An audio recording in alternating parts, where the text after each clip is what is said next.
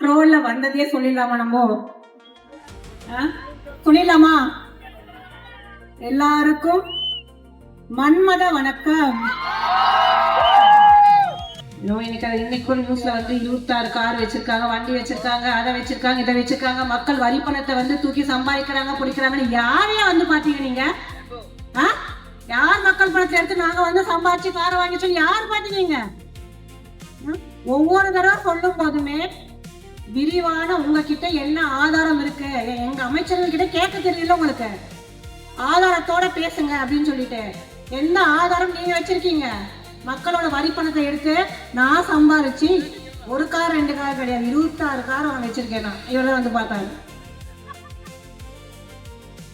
இப்ப நாங்க சம்பாதிக்கிறோம், நாங்க தொழில இருக்கிறோம். இல்ல இது என்ன ஒரு கூத்தா இருக்கு? ஒரு சட்டமன்ற உறுப்பினர், ஒரு எம்எல்ஏனா செருப்பு போடக்கூடாது, தலையை சீவக்கூடாது, குடிக்க கூடாது, அப்படியே வரணும் ஏதாவது இருக்கா?